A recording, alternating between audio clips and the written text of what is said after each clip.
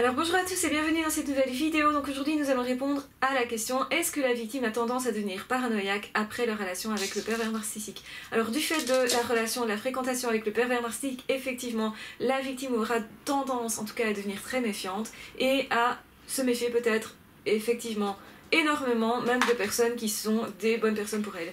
Tout simplement, le pervers narcissique a appris à la victime à rester sur le qui-vive, donc forcément elle a aussi appris à se défendre, à être tout le temps aux aguets, et donc forcément elle aura beaucoup moins de facilité à être naturelle. C'est tout à fait logique et c'est tout à fait une conséquence de la perversion narcissique, de la fréquentation avec le pervers narcissique.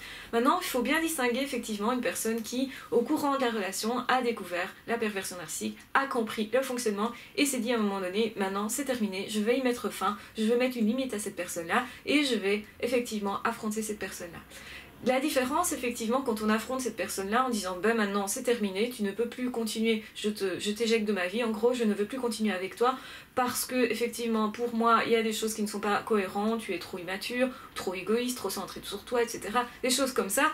Et à un moment donné, effectivement, l'autre, même s'il rejette la faute continuellement sur la victime, ce qui est très courant, et bien à ce moment-là, la victime se défend et prend quand même une décision qui est aussi de prendre une position.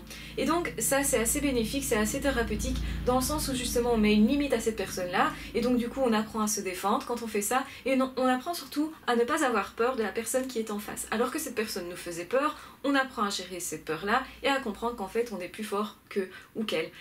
Et donc par rapport à ça, qu'est-ce qui se passe? Vous voyez parfois la personne qui vous faisait si peur justement devenir toute petite, se mettre dans une position enfantine, parfois trembler, fermer les bras comme ça en signe de protection, donc en fait parce qu'ils sentent une attaque par rapport à ce que vous dites, même si ce que vous dites est la réalité. Et donc, de toute façon, ce qui se passe, c'est que vous reprenez quelque part votre pouvoir, vous vous positionnez et vous dites non, ça je ne veux pas. Et donc quelque part vous allez pouvoir être fier de vous d'avoir fait ça, même si vous aurez peut-être encore des doutes après, et peut-être pas d'ailleurs, hein, ça dépend des personnes, peut-être qu'à ce moment-là, quand vous le faites, vous savez ce que c'est. Vous avez déjà décidé depuis un moment que vous ne vouliez plus de cette personne, vous avez déjà potentiellement aussi fait votre deuil de cette personne. Peut-être que vous avez déjà retrouvé d'autres personnes sur lesquelles vous pouvez compter et du coup forcément ça va changer la donne, ça va faire en sorte que vous avez beaucoup plus confiance en vous, vous allez retrouver une confiance en vous un petit peu meilleure, si ce n'est franchement meilleure, et forcément l'autre n'a plus de pouvoir parce qu'en fait l'autre, comme vous avez cette assurance, ne peut plus jouer avec vos doutes. Oui, puisque vous n'avez plus de doute, en tout cas vous ne les montrez plus. Et donc ce qui se passe, c'est que le pervers narcissique était avant tellement terrifiant pour vous, puisque cette personne prenait cette position moralisatrice tant que justement vous mettiez plus bas que terre, l'autre montait au-dessus de vous au niveau de du positionnement du pouvoir, et forcément ici vous êtes vous dans une position autre, dans une position de pouvoir. Donc effectivement c'est important de l'accepter, de se dire ok, c'est moi qui prends le dessus sur cette personne là, mais c'est tout à fait normal, je me défends, donc je ne me mets pas du tout dans une situation de harceleur, etc. où j'accepte même moi de peut-être pas toujours être gentil ou gentil. Donc si on se met dans cette position effectivement parfois de dominant, on peut aussi l'accepter. Si on l'accepte en tout cas c'est beaucoup plus facile parce qu'on se dit ben c'est pas parce que j'ai une morale que je dois utiliser ma morale avec cette personne là dans cette situation là, au contraire je dois me défendre et donc je me défends tout simplement en acceptant de ne pas toujours être la personne gentille, en acceptant de ne pas toujours être la personne qui effectivement correspond à mon idéal de relation, parce qu'effectivement à la base vous aviez un idéal autre que ça qui est qu'on ne fait pas en sorte de faire du tort à l'autre, on ne fait pas en sorte de lui faire potentiellement mal entre guillemets, on ne fait pas non plus de l'intimidation sur l'autre. Maintenant si c'est la seule position que vous pouvez avoir pour vous défendre, eh bien prenez-la sans aucun état d'âme, parce que c'est ça qui va vous permettre justement de faire un deuil qui sera bien meilleur, parce que vous avez su vous défendre et que vous pourrez vous dire ok, dorénavant je sais qui je suis, je sais où sont mes limites et je sais me défendre, et je sais aussi que je suis gentille mais pas avec tout le monde, que dans certaines situations il est utile aussi de retourner les choses. Et ce n'est pas nécessairement avoir une partie d'ombre envahissante, etc. C'est effectivement avoir un côté ombre, effectivement un côté pouvoir, etc. Un côté manipulateur certainement, mais ce côté-là n'est utilisable que dans certaines circonstances. Donc c'est bien différent de l'état du pervers narcissique. Ça vous devez le comprendre, qu'une fois que vous regardez en face de vous cette partie d'ombre qui est en vous et que vous l'assumez, eh bien effectivement c'est intéressant. Vous pouvez vous positionner clairement face à l'autre en disant je n'ai pas peur de toi, je sais ce que tu vas me renvoyer, je sais de quoi tu es capable, je sais que tu vas jouer avec mes peurs potentielles, et si je n'ai plus peur, eh bien tu ne peux plus jouer avec, tout simplement. Et donc ça, c'est ultra important, vous allez beaucoup plus prendre confiance en vous, et c'est certainement ça aussi qui va vous permettre de vous défendre mieux d'une autre situation de manipulation, d'une autre situation de harcèlement, d'une autre situation éventuellement avec un autre pervers narcissique. Donc ça vous permet aussi un apprentissage, ça c'est super important.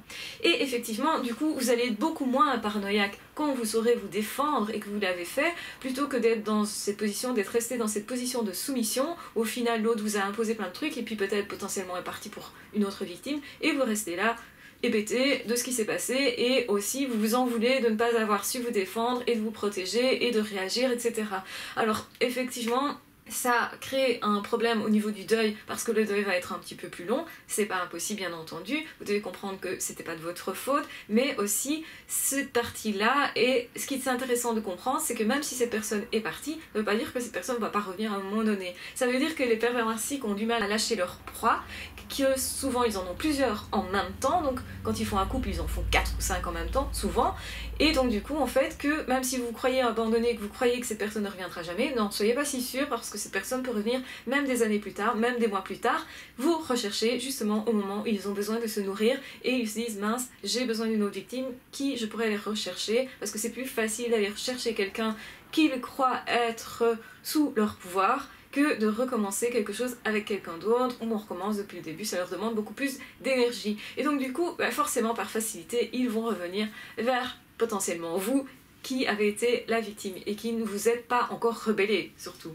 Si vous vous êtes rebellé, par contre, vous avez mis une limite, que vous êtes énervé, etc., cette personne généralement ne reviendra plus, parce que justement cette personne a peur de tomber sous votre autorité. La plus grosse peur des pervers narcissiques, c'est quand même toujours d'être sous autorité de l'autre, de ne plus savoir jouer comme bon leur semble avec leurs règles, de plus faire leurs règles eux, mais d'être soumis au règlement des autres, même si le règlement en question est celui de la société, hein. Donc beaucoup de pervers narcissiques vont jouer avec les limites des lois, etc. et vont faire croire que pour eux, ils ne doivent pas appliquer la loi. Ils l'appliquent pour les autres, vous devez absolument, mais la morale ne doit pas s'appliquer à eux.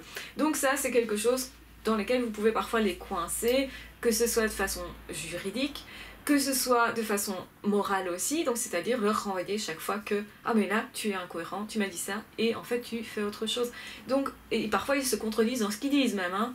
C'est je ne veux pas être en couple avec toi mais reste quand même disponible, et en même temps je pourrais t'embrasser, ou j'ai envie potentiellement peut-être de faire l'amour, mais en même temps on va pas être en couple. Et donc il y a des choses comme ça contradictoires qui rentrent en ligne de compte, que vous pouvez mettre en lumière pour justement faire en sorte de montrer que vous avez compris qu'il y a un fonctionnement qui n'est pas normal, et que vous l'avez bien interprété, et que vous êtes là aussi pour tenir la barque droit.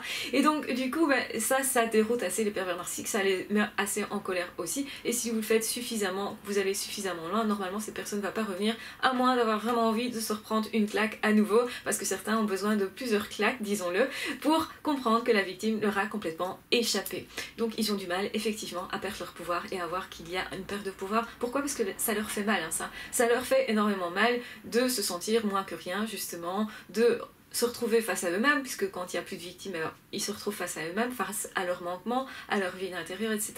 Donc le deuil est complètement différent, et effectivement, on peut être plus facilement paranoïaque si on s'est senti piégé dans une situation et qu'on a eu l'impression qu'on ne pouvait plus du tout en sortir.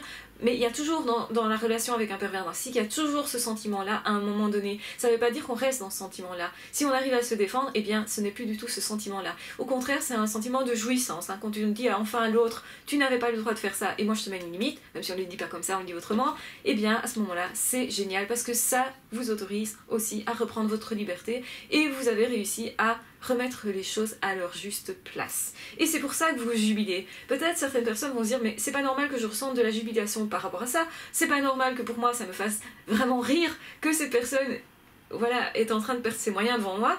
Mais en fait vous riez parce que la situation s'est inversée, parce que vous comprenez dans quoi vous êtes, parce que vous comprenez aussi que vous avez une force incroyable qui est justement celle de l'imagination, celle d'avoir justement beaucoup plus de créativité qui va permettre justement de retourner les choses. Et ça, les pervers narcissiques sont pas capables de le faire. Et c'est pour ça qu'ils vont s'en aller, hein. Ils vont fuir, hein. Généralement ils vont dire allez ok, c'est bon, on va en rester là. Donc vous allez les voir. Premièrement d'abord, plutôt vous allez voir de l'angoisse par rapport à ça, et puis après vous allez voir la fuite, hein, parce qu'ils ne savent pas réagir par rapport à ça, alors que vous pouvez ressentir de l'angoisse, mais face à l'angoisse, vous ne n'êtes pas en train nécessairement de fuir, et c'est ça qui fait la différence, c'est ça qui fait que vous pouvez surmonter beaucoup plus d'étapes de la vie, même des difficiles étapes, des difficultés de la vie, vous pouvez les surmonter parce que justement, vous êtes potentiellement capable de créer autre chose de cette situation-là, d'en faire autre chose. C'est ça que les pervers narcissiques ne savent pas faire, c'est pour ça qu'ils ne savent pas faire de deuil, et c'est pour ça aussi qu'ils restent coincés dans leurs problématiques généralement. Donc qu'ils ne s'en sortent jamais, qu'ils ne guérissent pas, à moins évidemment de se remettre en question, de vraiment vouloir dépasser le deuil, etc. Ce qui est extrêmement rare chez un pervers narcissique. Donc voilà le mécanisme, effectivement c'est normal d'être paranoïaque, c'est normal de se méfier quand on a été dans une situation d'urgence, une situation de survie. Ça veut dire que sa vie a été mise à mal, ça veut dire que son psychisme a été mis à mal, ça veut dire que oui, quelque part, vous avez frôlé la mort, si pas physique, psychique. Et ça peut être les deux, certains pervers narcissiques peuvent devenir violents. C'est pas le cas la plupart du temps, mais ne faites pas rentrer une personne chez vous. Si vous faites une confrontation, faites-le justement à la porte d'entrée et pas au-delà, donc ne laissez pas rentrer cette personne et ne vous retrouvez pas seul face à cette personne. S'il y a d'autres témoins, c'est beaucoup mieux. De toute façon, oui, la réponse est oui, c'est normal de devenir plus paranoïaque après une relation avec un pervers narcissique, mais votre deuil va dépendre, et de ça aussi la manière de ne plus être paranoïaque du coup, parce que le deuil va déboucher sur la capacité à nouveau d'être en relation. Donc, autrement dit, c'est normal d'avoir une phase de paranoïa. Là, faites-vous aider si vous êtes vraiment dans un état de souffrance à ce niveau-là. Comprenez que tout le monde ne fonctionne pas comme ça. La plupart des gens en fait ne fonctionnent pas du tout comme les pervers narcissiques, donc c'est important de le rappeler. C'est important de rappeler aussi que c'est normal d'avoir été sur le qui-vive, mais qu'au fond vous devez vous autoriser à être qui vous êtes, avec vos défauts, avec vos manquements, aussi avec votre côté enfantin, joueur, etc. et très vivant, que vous devez en fait récupérer pour sortir de cette phase-là de paranoïa. Je vous embrasse très fort, je vous aime très fort, prenez soin de vous, n'hésitez pas à partager la vidéo si vous pensez qu'elle peut être utile à quelqu'un, n'hésitez pas à commenter, à vous abonner si ce n'est pas déjà fait, et à me retrouver très vite dans d'autres vidéos ou dans d'autres podcasts. Ah, ciao, bye bye!